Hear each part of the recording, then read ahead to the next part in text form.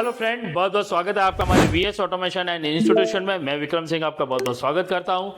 आज हम इस वीडियो में बात करेंगे आउटडोर पीसीबी के अंदर डीसी लिंक सेक्शन के बारे में। आप में से काफ़ी लोग पीसीबी रिपेयरिंग का काम करते हैं जिनको डीसी लिंक सेक्शन के बारे में बहुत अच्छे से जानकारी है, और काफ़ी लोग इसके बारे में तैयारी कर रहे हैं या कहीं ना कहीं कोर्स कर रहे हैं रिपेयरिंग का, या फिर जो काम सीखने के इच्छुक हैं उनके लिए ये वीडियो बहुत काम का है। तो आज हम बात करेंगे आउटडोर पीसीबी में डीसी लिंक सेक्शन के बारे में। ये कहाँ दिया जाता है, यानी इसकी आइडेंटिफिकेशन हम कैसे करेंगे, दूसरा डीसी लिंक सेक्शन का आखिर उपयोग क्या है, और इसके प्रॉब्लम हो जाने पे हमें पीसीबी में किस प्रकार से रिलेटेड, मतलब इससे जो रिलेटेड जो एरर है वो किस प्रकार से पता चलेंगे कि ये डीसी लिंक सेक्शन के एरर है। तो चलिए फ्रेंड, हम डीसी लिंक सेक्शन शुरू करते हैं। उससे पहले मैं आपको एक जानकारी दे देना चाहता हूं। अगर आपने अभी तक हमारा चैनल सब्सक्राइब नहीं किया तो चैनल सब्सक्राइब कर लीजिए। वीडियो अगर पसंद आए तो लाइक कीजिए, शेयर कीजिए, और कमेंट बॉक्स में जरूर बताइए कि आपको नेक्स्ट वीडियो किस सेक्शन के ऊपर चाहिए एसी पीसीबी में। और अगर आप भी AC, fridge, washing machine, microwave, LCD LED TV, home inverter, solar inverter, या हमारा जो ऑनलाइन यूपीएस, ऑफलाइन यूपीएस का आप काम सीखना चाहते हैं, इसके अलावा VFD, server drive, PLC, HMI और वीआरएफ का अगर आप कोर्स सीखना चाहते हैं, जो 3 फेज एसी होते हैं हमारे एचवीएसी, अगर उनकी पीसीबी रिपेयरिंग का काम सीखना चाहते हैं तो स्क्रीन पर दिए नंबर पर आप कॉल कर सकते हैं और कोर्स से रिलेटेड सारी जानकारी ले सकते हैं। कोर्स फीस कितनी है, टाइम ड्यूरेशन क्या है, ये सारा पर डे क्लास कितना चलता है, सारी जानकारी आपको स्क्रीन पे दिए नंबर पे मिल जाएगी। और फ्रेंड, अब शुरू करते हैं हम अपना वीडियो के बारे में कि डीसी लिंक सेक्शन आखिर क्या होता है। मैं आपको बता देना चाहता हूं कि आउटडोर पीसीबी यानी इन्वर्टर एसी के अंदर जो आउटडोर पीसीबी आती है, उनकी हर प्रकार की चाहे कोई भी कंपनी हो, चाहे LG, Samsung, Hitachi, Toshiba, Mitsubishi, O General, चाहे कोई भी एनीवन वोल्टास कंपनी हो, हर एक कंपनी की आउटडोर पीसीबी में आपको डीसी लिंक सेक्शन देखने को जरूर मिलता है। डीसी लिंक सेक्शन का उपयोग क्यों किया जाता है, पहले हम इसके बारे में जानते हैं। डीसी लिंक सेक्शन का उपयोग आउटडोर पीसीबी के अंदर जो हमारे डीसी बैंक सेक्शन होता है, डीसी पावर बैंक सेक्शन होता है, यानी मेन फिल्टर कैपेसिटर, जो बड़े वाले कैपेसिटर लगे होते हैं, उनके अंदर डीसी वोल्ट कितना है उसका फीडबैक एमसी को देने के लिए किया जाता है। कैपेसिटर में अगर वोल्टेज ज़्यादा होंगे तब भी सर्किट को एक दिक्कत होती है, तो एमसीयू उस सर्किट को एज एरर के मोड में डाल के छोड़ देता है, और वोल्टेज लो होने पे भी सर्किट प्रॉपर काम नहीं करेगा, इसलिए वो उसका भी एरर दे देता है। तो डीसी लिंक सेक्शन एक्चुअल में डीसी वोल्ट से रिलेटेड प्रॉब्लम को शो करता है, यानी लो वोल्टेज होने पर जो डीसी वोल्ट होते हैं वो लो होने पर या हाई यानी ओवर हो जाने पर वो एरर आपके एमसीयू तक जो फीडबैक है वो पहुंचाता है और एमसीयू उसका एरर देता है। अब ये जो डीसी लिंक है हम आउटडोर में कहाँ ढूंढे और कैसे पता करेंगे कि डीसी लिंक का जो फीडबैक वोल्टेज है, जो एमसीयू को वोल्टेज मिलना चाहिए, वो कितना होगा, वो कैसे पता करें, वो इस वीडियो में मैं आपको पूरा समझाता हूं। सबसे पहले बात करते हैं आउटडोर पीसीबी के अंदर।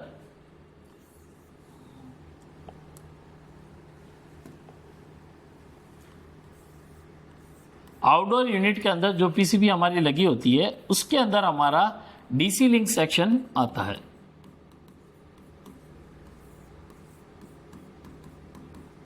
अब डीसी लिंक सेक्शन यानी डायरेक्ट करंट का, यानी वर्ड भी यहां पे दिया गया है, तो मैं आपको समझा देता हूं। आउटडोर पीसीबी के अंदर जो हमारे बड़े वाले कैपेसिटर लगे होते हैं, आपने देखे होंगे बड़े कैपेसिटर लगे होते हैं, ये कैपेसिटर हमारे 400 वोल्ट, 450 वोल्ट, 500 वोल्ट इस रेंज में होते हैं, और मोस्टली ज़्यादातर हमारे 680 यूएफ के आते हैं। ठीक है, ये जो कैपेसिटर है ये बोर्ड में सिंगल लगा हो सकता है, डबल हो सकता है, यानी आपको 2, कहीं 4, कहीं 3, ये अलग अलग आपको मिलते रहते हैं। ठीक है, अब यहाँ पर बात करें तो इनमें क्या होता है, कैपेसिटर का जो नेगेटिव वो होता है वो 1 होता है, और इनका जो पॉजिटिव होता है वो 1 होता है। अब सर्किट में नेगेटिव मिल रहा है और पॉजिटिव जो है हमारा यहाँ से किन किन सेक्शन को जाता है। ध्यान रखना इस मेन फिल्टर कैपेसिटर पे यानी आउटडोर पीसीबी के अंदर जो बड़े कैपेसिटर होते हैं उनके अंदर मोस्टली हमें जो वोल्टेज मिलता है वो प्लस 300 वोल्ट डीसी मिलता है। ठीक है, यानी हम कैपेसिटर पे चेक करेंगे तो हमें 300 वोल्ट के अराउंड यानी आसपास के वोल्टेज हमें शो करते दिखाई देंगे मल्टीमीटर में। अब ये 300 वोल्ट कहाँ कहाँ जाते हैं, एसएमपीएस सेक्शन में जाते हैं। इसके अलावा ये आईपीएम के लिए जाते हैं। आईपीएम के लिए, आईपीएम क्या काम करता है, कंप्रेसर को चलाता है, उसके लिए 300 वोल्ट की आवश्यकता पड़ती है। इसके अलावा आउटडोर में अगर BLDC 5 वायर वाली फैन मोटर है तो उसके लिए जाता है। और इसके अलावा अगर आउटडोर में डीसी फैन मोटर दे रखी है जो कि 3 वायर की आती है तो उसके लिए भी ये सप्लाई जाती है। तो ये लगभग आपको 4 जगह सप्लाई जाती मिलेगी। अब इन सप्लाई के ड्रॉप होने पे देखो, अब वोल्टेज 300 है, कम होंगे तो सर्किट प्रॉपर काम नहीं करेगा और ज़्यादा होगा तो सर्किट को नुकसान हो जाएगा। इसलिए इस सर्किट में क्या होता है कि मेन फिल्टर कैपेसिटर से एसएमपीएस को डीसी लिंक का एक डीसी लिंक दिया जाता है जहाँ से इसको फीडबैक मिलता है। कैसे, जो हमें क्या ढूंढना है, हमें आउटडोर पीसीबी के अंदर मेन फिल्टर कैपेसिटर देखना है और उसकी जो पॉजिटिव पिन है, ध्यान से सुनिएगा, डीसी लिंक को कैसे फाइंड आउट करें। आउटडोर पीसीबी के अंदर मेन फिल्टर कैपेसिटर जो दे रखे होते हैं बड़े वाले, उनकी पॉजिटिव पिन को आपको ट्रैक करना है और उसकी पिन के साथ अगर आपको रजिस्टर लगे मिलते हैं, ये रजिस्टर आपको सिंगल मिल सकता है, ये रजिस्टर आपको 2 की संख्या में मिल सकता है, 3 की संख्या में मिल सकता है, हो सकता है ये आपको 10 की संख्या में भी मिले। आपको जब ये रजिस्टर नजर आए कि हाँ यहाँ काफ़ी सारे रजिस्टर एज लगे हुए, तो इसमें क्या होता है कि जो फीडबैक दिया जाता है हमारा यहाँ पर बाय रजिस्टर यानी रजिस्टर का उपयोग किया जाता है सर्किट में डीसी लिंक बनाने के लिए।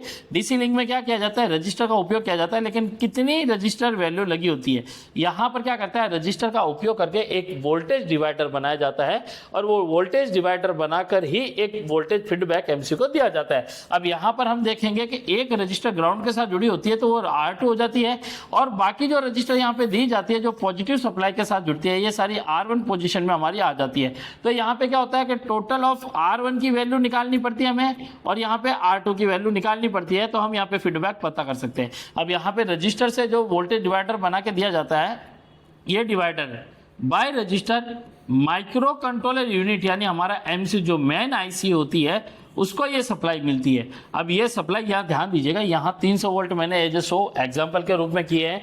आपको 310, 320 वोल्ट, 290 वोल्ट, 280 वोल्ट के आसपास ऐसे वोल्टेज मिलते रहते हैं, अराउंड उनको 300 वोल्ट गिना जाता है। और इन्हीं 300 वोल्ट को बाय रजिस्टर एकदम ड्रॉप आउट करके एकदम लो करके वोल्टेज डिवाइडर की मदद से एमसी को फीडबैक दिया जाता है। अब यहाँ पर क्या होता है कि एग्जाम्पल यहाँ पे मान लीजिए कि यहाँ पे R1 की वैल्यू है 330 किलो ओम, एक रजिस्टर 330 किलो ओम का है जो कि पॉजिटिव वेव में लगा हुआ है लाइन में, और ये 330 किलो ओम का है और यहाँ पे R2 जो वैल्यू है वो 10 किलो ओम की है। ठीक है, अब यहाँ पर एक वोल्टेज डिवाइडर का रूल पता करके हम इस लाइन पे पता कर सकते हैं कि कितना वोल्टेज फीडबैक में एमसी को जाना चाहिए और प्रॉपर वो मिल पा रहा है या नहीं मिल पा रहा है उसके बारे में हम अच्छे से जान सकते हैं। यहाँ पे जो एक आप समझ लीजिए कि एक तरीका है वोल्टेज डिवाइडर नियम जो हम कहते हैं, रूल्स कहते हैं वो बनाने का, वो अगर इजीली हमें समझ में आ जाए तो हम यहाँ वोल्टेज पता कर सकते हैं।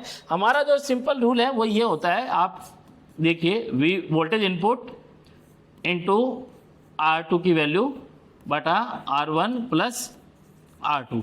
अब यहाँ पे क्या है, वोल्टेज इनपुट में जो हमारे हैं वो 300 है, जो कैपेसिटर पे वोल्टेज आ रहा है वो 300 है। R2 की वैल्यू है वो है 10 किलो, यानी केवल 10 लिख लेंगे। R1 की वैल्यू अब हम यहाँ पर काउंट करेंगे 330, 330, 330, तो यहाँ पे टोटल वैल्यू होती है 990।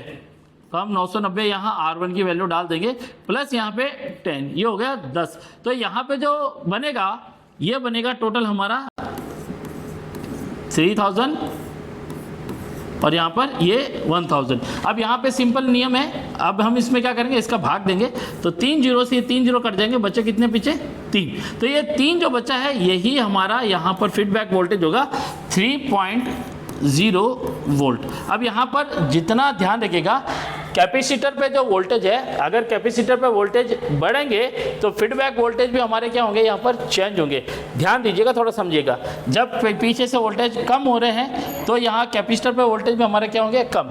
जब कैपेसिटर पे वोल्टेज हमारे कम होंगे तो फीडबैक वोल्टेज जो 3.0 यहाँ पे मैं दिखा रहा हूँ, ये भी क्या हो जाएंगे, कम हो जाएंगे।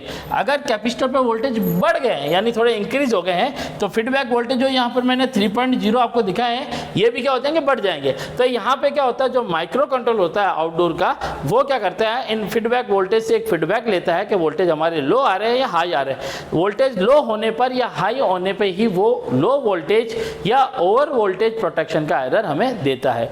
नॉर्मली मोस्टली जो एरर आते हैं हमें किस चीज़ के मिलते हैं, डीसी लिंक एरर का मिलेगा, लो वोल्टेज का एरर मिलेगा, ओवर वोल्टेज प्रोटेक्शन का मिलेगा, या जो एरर आएंगे check DC volt on capacitor, ये एरर टाइप मिलेगा। एक्चुअल में मिलता है कोड में।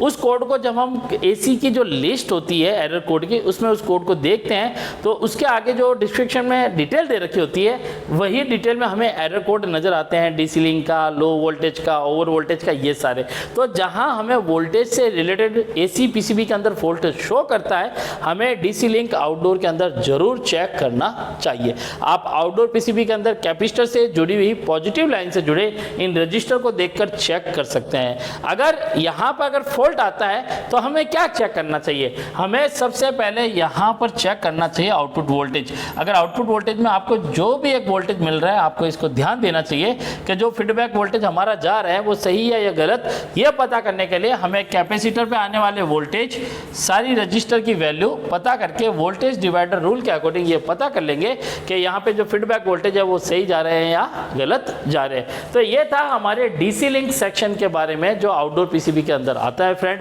ऐसे ही मजेदार और भी अलग अलग सेक्शन पे अगर आप वीडियो देखना चाहते हैं तो हमारे चैनल को सब्सक्राइब कर लीजिएगा। और अगर आपको रिपेयरिंग सीखनी है प्रॉपर प्रैक्टिकल विथ 100% गारंटी के साथ प्रॉपर तरीके से, तो आप हमारे institute VS automation and institution Subhash Nagar new Delhi आ सकते हैं। फ्री डेमो क्लास लीजिए। जब आपको लगे कि हाँ प्रॉपर क्लास यहाँ मज़ेदार है, समझदारी, मतलब आपको समझ में आ रहा है, सब कुछ बेटर है, तभी आप अपना एडमिशन लीजिए। आप यहाँ पर चलती क्लास में स्टूडेंट का फीडबैक भी ले सकते हैं कि यहाँ पर प्रॉपर क्लास होती है या नहीं होती है। आप स्टूडेंट से प्रॉपर तरीके से बात कर सकते हैं। जहाँ पे अदर इंस्टीट्यूट में स्टूडेंट से मिलवाया ही नहीं जाता है, उनको मना कर दिया जाता है, आप हमारे इंस्टीट्यूट आइए, यहाँ प्रॉपर तरीके से बैठिए, डेमो क्लास लीजिए, चलती क्लास में बैठिए, स्टूडेंट से फीडबैक लीजिए। जब आपको लगे कि हाँ यहाँ पर प्रॉपर तरीके से प्रैक्टिकल भी है, क्योंकि प्रैक्टिकल इसलिए है कि हमारे पास पीसीबी का बहुत बड़ा काम भी है, जिसके अकॉर्डिंग हम बच्चों से सारा रिपेयरिंग का काम करवाते हैं, जिससे उनका प्रैक्टिकली प्रॉपरली एकदम टॉप